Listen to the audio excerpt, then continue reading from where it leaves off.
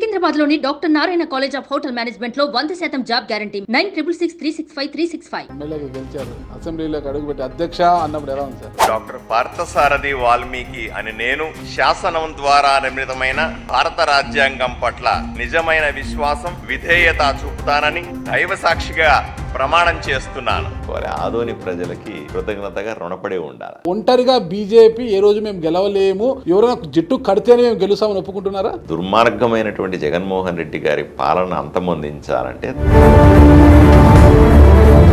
ఎక్కువ advantage Jagan party YSRCP పార్టీకి ఉండేది. ఈ ఎన్నికలు మీకు 18,000 పైజలు మెజార్టీ వచ్చిందంటే అభిమానంతో వేశారా, ఇంకేమన్నా చేశారా సార్?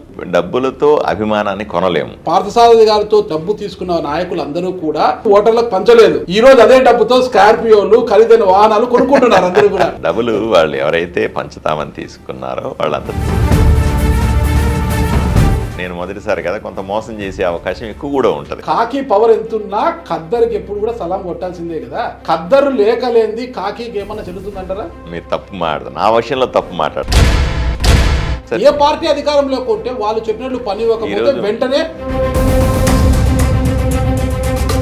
రాజకీయ ఒత్తిడి లేనటువంటి వాతావరణాన్ని కల్పించే బాధ్యత నాది. ఇప్పుడు కూటమి సభ్యులంతా కలిసి ఉన్నారు సార్, బాగా హ్యాపీగా ఉన్నారు మీరు? హ్యాపీగా ఉంటాం సార్. మీనాక్షి నాయుడు గారి కుమారుడు పేకాట క్లబ్ రెడీ చేసి పెట్టుకున్నారంట, దాన్ని కూడా మీరు క్లోజ్ చేయించారు. నేను కూటమిలో గొడవలు పెట్టకండి సార్. ఏదో అప్పుడన్నా ఉంటే ఏదో ఇంత సంపాదించుకుంటాడు ఆయన.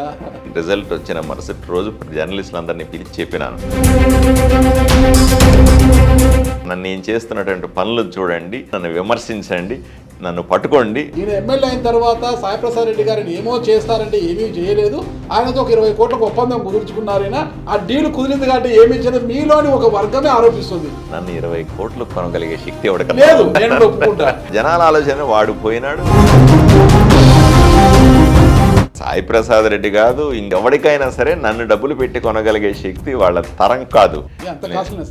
నా నిజాయితీని కొనగలిగే శక్తి వాళ్ళకి ఎక్కడ ఉంటుంది సార్? వాళ్ళు పుట్టుకతో అవినీతి పరులు.